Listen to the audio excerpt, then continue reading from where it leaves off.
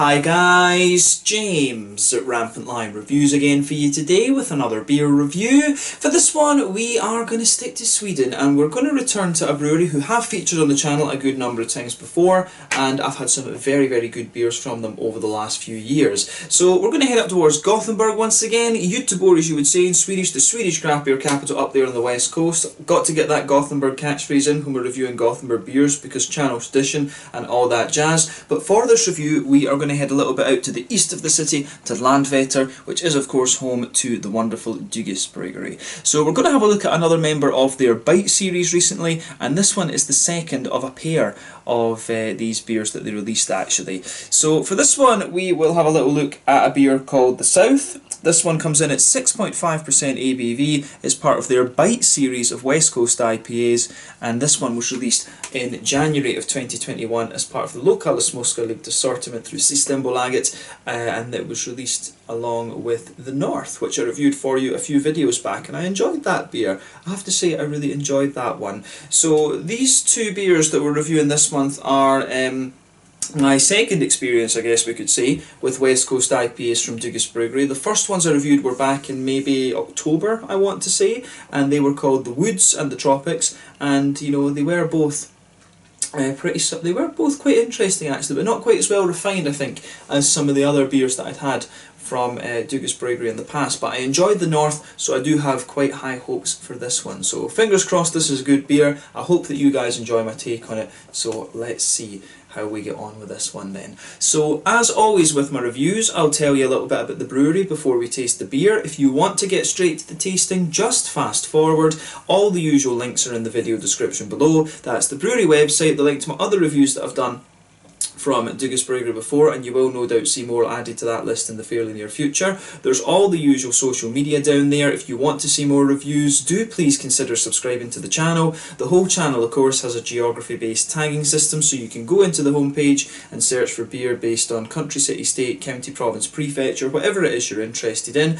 Do check out the playlists of beers from different countries. There is one there for all the Swedish beers that I've reviewed for you. That's being added to quite often because I've got a stockpile of Swedish beer to get through at the moment. But as always, please do get in touch and let me know some of the other beers and breweries that you guys would like to see me review. It's always great to hear from you guys that are watching the videos, and the support that you show the channel is hugely appreciated. So anyway, to tell you a little bit about Bryggeri then, on to my brewery notes. So Bryggeri, as I've mentioned to you already, are based in Landvetter on the outskirts of Gothenburg, very close to the airport, which you'll find on the west coast of Sweden. But the brewery was established back in 2005 in Mölndal to the south of the city by Mikael Engström Dugge, whom of course it takes its name from. But a few years prior to this, Mikael had met an Englishman who was selling second-hand breweries, and this really got him thinking about brewing his own beer. So he studied the admittedly very complex Swedish alcohol laws, visited various other breweries around Sweden, and then started buying up equipment to put together his own facility,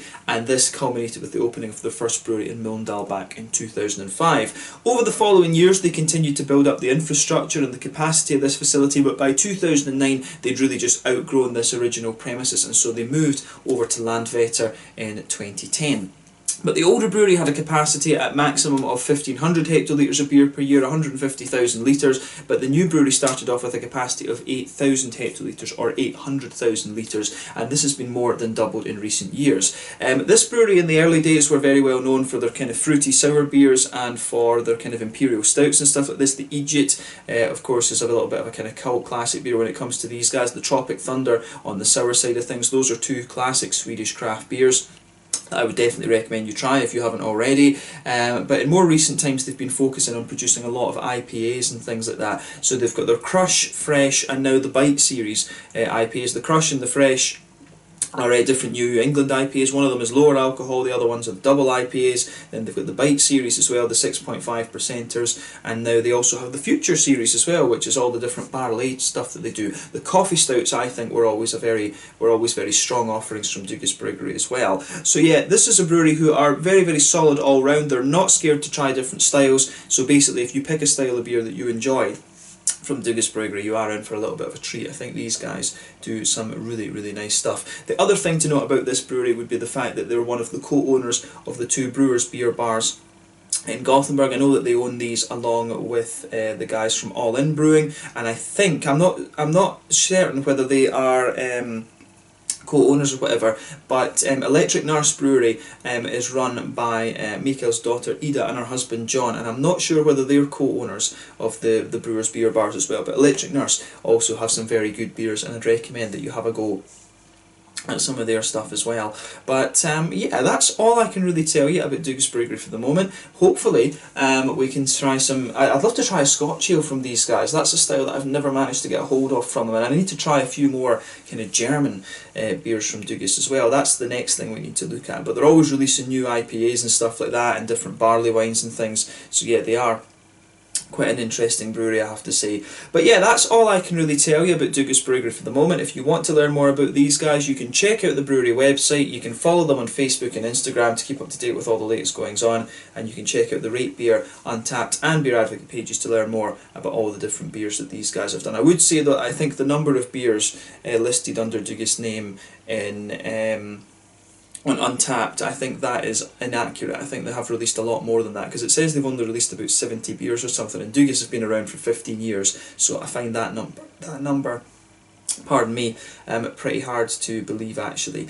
But yeah, let's get on and have a taste of this beer then. So I'll just let you have a little look at the artwork on this one before we open it up.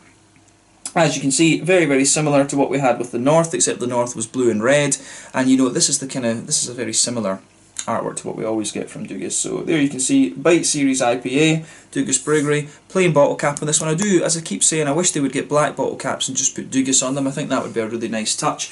But yeah, it says on the side here, this is the South. We welcome you to the Southern Hemisphere with this Bite Series West Coast style IPA. Hopped with Galaxy and Nelson Sauvin, it has an aroma and taste experience of travelling across the vast Tasman Sea, full of citrusy, peachy, passion fruity waves with wine winds of gooseberryness. Australis. So yeah, pretty cool. Aurora Australis. Yeah. So yeah, the Southern Lights basically. So yeah. Awesome. So yeah, Nelson Sauvin, as we know, is the kind of classic New Zealand hop. It can go up to about 16% alpha acid, lots of white, green, grapey qualities. It's got a hell of a spicy character to it as well if you use it as an early addition hop. Galaxy, we know, about 14% alpha acid, and that's a big kind of... it's a big sort of passion fruity kind of thing. Lots of passion fruit, lots of pineapple and things like that. But yeah, about 14% alpha acid as well. But yeah, 6.5% West Coast IPA, this one. I think it should be pretty damn nice actually. I'm curious to try this one. So yeah, 330ml bottle. I think this one cost like 35 Swedish kroner. So that would translate roughly to about £3 sterling, about €3.50, and maybe about $4 American for those of you watching in different places. But yeah, let's get this guy out and we'll get on with the tasting then. Let's go for it. So yeah, a little bit of smoke on the opening, and we'll get this guy out and into the glass. There we are. I think this should be a really interesting beer. I did enjoy the last one, the North. I thought that was really nice, and the first two beers, the first two West Coast IPAs that I had, they were nice enough, but they just didn't come across as being all that well refined almost, compared to what you would normally expect from Douglas. But the last one, I'll say the North, I thought they had pretty much on point. But yeah, this should be pretty good. So 6.5% of West Coast IPA, this one. So yeah, this one looks pretty much the same as the North did. And I guess probably they are using the same base recipe and just different hops, I would think. But yeah, as you can see with this beer, it's poured with about a half finger of a frothy, I would say perfect white head. That's going to fade away to just be a very thin foamy layer. There's one or two big bubbles sticking towards the side of the glass, a few little ones going up towards the bottom of that head there, and I mean overall it does look pretty nice. In terms of colour, I would describe this one as being a very kind of bright yellow colour. It's pretty, pardon me, it is pretty nice actually. It does look like that. I would describe this one as being kind of along the same lines as a kind of mango juice colour. It's got the more kind of natural haze to it than you know the New England IPAs. Those ones are always kind of, you know, soupy and gloopy, whereas this is more a kind of natural haze. If I remember rightly, the North had wheat in it, and this one does as well. So that usually the wheat will be the thing that gives you the haze in these beers. I've seen some more modern West Coast IPAs with oats in them as well, and I'm just kind of like, I don't think oats are not commonly used or were not commonly used in the original West Coast IPAs. But yeah, it certainly looks pretty nice. Lovely kind of bright yellow colour, and yeah, nothing overall, nothing particularly surprising overall about the appearance of this particular beer. But yeah, certainly looks the part of a nice West Coast IPA. Lovely bright yellow colour. I don't think we need to say much more about the appearance of this one then. So let's take a closer look at the aroma then and just see how we get on with this one. Yeah, you can smell the Nelson Sauvin out of this straight away. I would say, you know, Nelson Sauvin, depending on what you mix it with, it can come across as being like really white and green grapey, and you get an element of that with this one. But I think it's showing its more kind of gooseberry-like side in this particular beer, and I guess that's maybe just because of the malt base, right enough. So yeah, good little bit. To me, it comes across as quite an oily gooseberry type note that you get out of this one. And there is a kind of tropical note to this one. You have to take the aroma in quite deeply, actually. You have to take the aroma in quite deeply to get, you know, the elements of the Galaxy in this beer. Galaxy is usually a very strong, very pungent passion fruit, but I'm not getting too much of that in this beer unless I take it in quite deeply. So that's an interesting point to make about this one. So yeah, it's quite. That's an interesting point to make about this beer for sure, actually. So yeah, you've got elements of that. You do have a wee bit of that stronger passion fruit to it. You've got a little bit of a kind of more smooth, almost mango-like quality to the beer as well. But then you've got the big oily kind of gooseberry notes, and then the you know, the kind of white green grapey sort of thing. So you definitely get both hops kind of showing their face, if you like, showing their head. So yeah, that's definitely something to kind of note with this beer. Both hops are kind of showing their head in this one. I do wonder if they've used a different hop, you know, like a little bit of Magnum or whatever, as a bittering hop in this, or well, I suppose if you use a little bit of Nelson Sauvin in the early addition stage, then you know you're going to get a good bit of spiciness to it. So I wonder if that's what they've done in this one. Remember, Nelson Sauvin 16% alpha acid, so if you use it in the early addition part of the wort boil, you're going to get a hell of a bitterness out of it. And you do want these West Coast IPAs to be, you know, 70, 80 IBUs normally, although these days the more modern ones tend to be about 50 or 60 IBUs. But yeah, on the malty side of things, this beer is kind of what you would expect. There's a good little bit of a soft kind of white bready note to it. I do get a little bit of a kind of brown bready, bread crusty type thing in there as well. And there's a good wee touch of brown sugar. You know, there's a sweet caramel. There's a little bit of a kind of McVitie's digestive biscuity sort of thing. So yeah, there's a good little bit of stuff coming off the aroma of this beer, but it does have a nice little maltiness to it. You want a wee bit of malty sweetness when it comes to West Coast IPAs. So yeah, good little bit of you know, good little bit of character for this one. So I think it goes together. It goes together really nicely, actually. The how would you say, the malty side of the beer I think just complements it. This beer comes across as quite oily in its aroma overall, I would say, and the malty side of things just adds to that. You know, a bit of sweet caramel, a bit of biscuit, and you've got that kind of smoother bready sort of thing underneath it. White bread, wholemeal bread, bread crust. You've got a little bit of everything that you would want out of this. But yeah, the green component then. I would say that the green component in this one is very floral, and I do suspect that it's Nelson Sauvin. I think they have used a bit of Nelson Sauvin in the early edition of the hops. The other thing is it could be Columbus, because it does have a wee bit of that kind of spiciness to it. So maybe when they're saying Northern Hemisphere and Southern Hemisphere stuff, because I do notice that this one, they do say that this is it's only Galaxy and Nelson Sauvin, but there is just something that makes me wonder, is there a bit of Columbus in this one used for the bittering? Columbus is a very popular bittering hop because of its big spicy floral characters, and I do wonder, based on the aroma of this beer. But yeah, the green component of this beer, there's a little bit of earthiness, a bit of grassiness, but overwhelmingly it's you know, overwhelmingly the green component for me is kind of big and floral and slightly spicy, to be honest with you. But in fairness, as I say, Nelson Sauvin is capable of giving you that as well. So yeah, interesting, definitely interesting, this one. It smells in a lot of ways quite similar to the North, but you know, when they're releasing these beers at the same time, it kind of makes sense that it would. It's probably it's probably the same base recipe, more or less, with different hops in it. That's probably what they've done here. But yeah, let's take a little bit of time, as I always say, to enjoy the aroma of the beer, but let's get stuck into this one. So this is the South, a West Coast IPA coming in at 6.5% ABV from Dugas Brewery in Landvetter, just out to the east of Gothenburg on the west coast of Sweden. Let's get stuck into this one. Very curious about this. Slange, skål, cheers.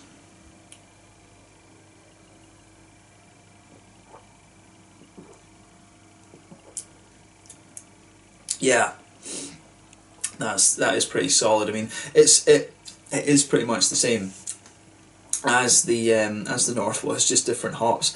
It does come across as a little bit drier and a little bit more kind of bitter almost in the first instance than I remember the North being, but yeah, it's solid. This, I mean, Dugas Brewery, they've got a reputation for a reason. You expect a solid beer from these guys, and they're delivering once again. Yeah, I like how this one goes together. It feels a little bit less oily and a little bit more dry, this one, I think, compared to the North, but still, solid beer.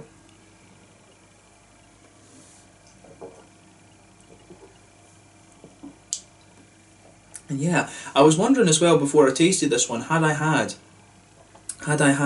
Galaxy in a West Coast IPA before? I honestly couldn't remember. I think I first encountered Galaxy, I honestly can't remember. I've had quite a few random New Zealand hops when I was in New Zealand in 2015, but I was trying to remember if I had encountered Galaxy in Australia when I was there in 2015, and I think I might have. I think I might have caught Galaxy just about the time that it was starting to make its way across, across to Europe and things like that.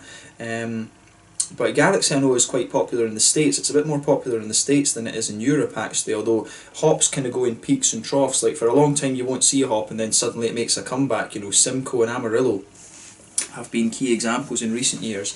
But yeah, I think this could well be one of the first times I've had Galaxy in a West Coast IPA, so let's kind of focus on that a little bit.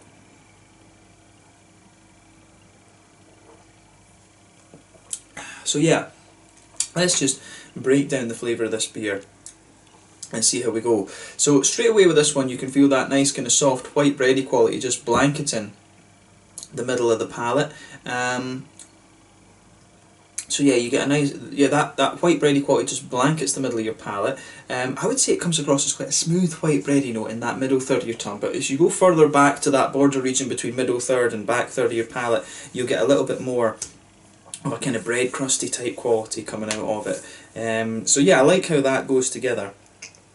I do like how that side of the beer kind of goes together. But then as you go into that back third of your palate, you can feel some of the more kind of brown bready notes are sitting underneath, and you get a bit more graininess out of the beer. But if you go to the very back of the tongue, there's a bit of wheaty bitiness there, and you can feel that the wheat, you know, is kind of thickening up the beer a little bit on that back third of your palate. So that's a really interesting point to make about this one. You do have a good little bit of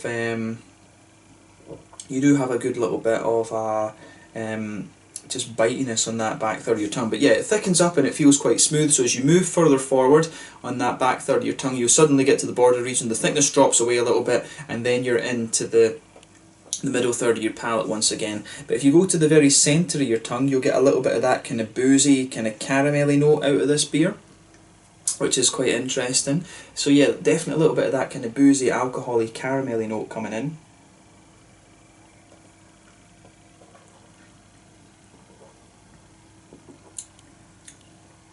Yeah, I do like how that goes together, I have to say. So yeah, nice little bit of a kind of sweet caramelly note in there. That, you know, it's the mix of the alcohol, and it will be a little mix of the kind of barley malt and things like that as well. But this is, on the west coast side of things, this is quite a bready leaning IPA. Remember, these can be quite caramelly and oily, such as Sierra Nevada Torpedo, or they can be a bit more bready, such as kind of Pliny the Elder. But yeah, good little bit of sweet caramel there in the middle of the palate, and as you move out from the centre of your palate, you start to get a little bit more, you do start to get a little bit more of, how would you say, you do start to get a little bit, you get a bit of a sweet caramel to it, then you start to get a little bit more of a kind of McVitie's digestive biscuity sort of thing, which I think is It's really interesting.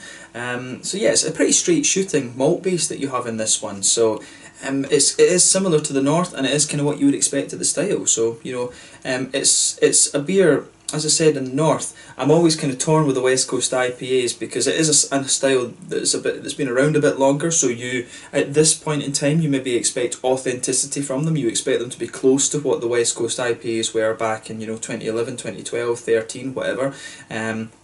So yeah, and that's exactly what you get with this one. You get a very authentic West Coast IPA experience. It doesn't do anything crazy. It's just well crafted, actually, which is kind of what you want. So it's the question should be, do we consider this like a new style and we want it to do something kind of strange and unusual, like you're expecting with the New England IPAs and some of the sours and stuff these days, or do we expect it just to be a solid kind of well crafted example as we would for say a Pilsner or a Doppelbocker, something like this, a Scotch ale. And yeah, I think it delivers on being authentic and well crafted in that sense too. But a sort of philosophical question, if you like, about the West Coast IPAs. But the malt base certainly is authentic and is well crafted, so we can leave it there. But yeah, on the hoppy side of things, then back corners of the palate, definitely a little bit of earthiness in there. As you move further forward, there's a little bit of a herbal quality, and as you reach the kind of front corners of the palate there, you've got a really nice kind of spicy, floral, aromatic note out of the beer. I do suspect, I'm not sure whether to say, oh, there might be a bit of Columbus in this, because I know that Nelson Sauvin is capable of these very big kind of spicy notes, but you do get a fair bit of spiciness and stuff, a fair amount of spicy floral aromaticity on the front kind of corners of the palate, but then round the front curve of the tongue, the beer is distinctly lighter and more kind of grassy, if that makes sense.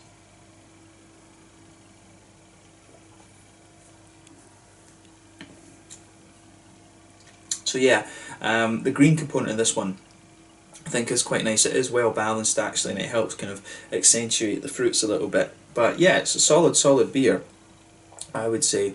But yeah, on the fruity side of things then, as I always say, on that front third of your palate, that's where you get that nice oily bubble where those juicy fruity esters just roll their way out of the beer. So when you go to the back of that front third of your palate, pardon me, I must have taken a bit of dust in there, but yeah, when you go to the back of that front third of your palate, you've got a nice kind of, you do have a nice little bit of a kind of stronger passion fruit. That's the Galaxy that's going to give you that. So the Galaxy, I think, takes the back half of this front third of your tongue. So yeah, there's passion fruit in there, you do get a wee bit of mango, but for the most part it's that pungent passion fruit that you would expect of Galaxy that's occupying that back half of the front third of your tongue. When you move further forward, you get the more oily components coming out, and that's the Nelson Sauvin. You've got a little bit of a kind of oily gooseberry note underneath, but on top you get these kind of lighter white green grapey qualities coming out of the beer.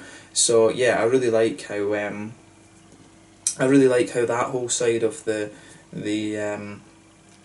beer goes together actually. So yeah, the fruity side of it is pretty nice, but if you know these hops, then it's not doing anything surprising in that sense either. But it's just a well crafted West Coaster, this one. It's a well crafted West Coaster. It's got the oily fruits, it's got the nice kind of smooth, bready and slightly sweet malt base to it, then it's got a good strong green component, and that's exactly how you would kind of define a West Coast IPA. So again, thumbs up to Dugas Brewery. I don't know if I had to pick between which one I would prefer, the south or the north. I don't know. I like the orangey leaning one, so I probably would lean towards the north. But then again, I do like the Nelson Sauvin as well. So it would depend what mood I'm in. I'd lean towards the north. I think I like the orangey qualities of the north, to be honest with you. Whereas this one, it's nice. It is nice in the fruity sense, and I do like it. But I think the north just slightly shades this one for me. So yeah, I like those kind of big orangey flavours to my IPA. So maybe if you put a little bit of like Waiheke or Pacifica or something in this from New Zealand as well, maybe I think it could be. It might It might sort of just shade the north for me, because I do love my Kiwi hops. So interesting points. But yeah, this one is really interesting. It would have been interesting if they could have got some Enigma in this as well. Enigma is quite similar to Nelson Sauvin, except it's got a bit of red fruity character. Cracking Australian hop, that, incidentally. But yeah, this is another lovely West Coast IPA, and I have to say I can look forward to what offerings are going to come from the Bite series later on, because this is pretty solid.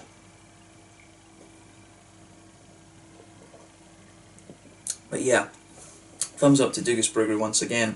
In terms of the mouthfeel then, I would say that this beer, it's pretty, you know, it's top end and mid-bodied.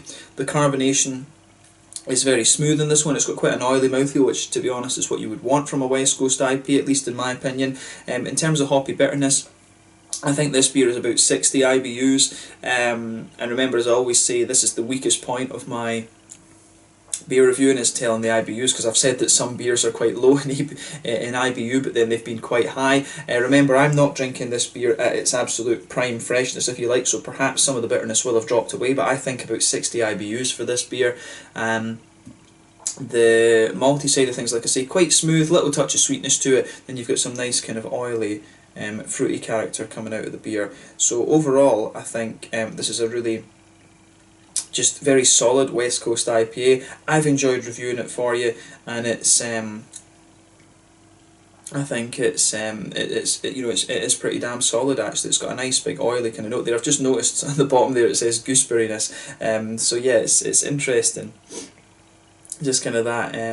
You know, I think when I think about it, yeah, this beer, it does really show the more oily side of the Nelson Sauvignon, which is when you get these gooseberry notes rather than the lighter kind of white green grapes, to be honest. So yeah, I've enjoyed this one. Let's just say that, and I guess we can kind of round off the review there. So big oily fruits, nice smooth bready malt base with a little touch of sweetness and a good kind of green component, exactly what you would want from a West Coast IPA. So yeah, once again, thank you for watching my beer reviews. Until the next time, please like, subscribe, share, all the usual YouTube stuff.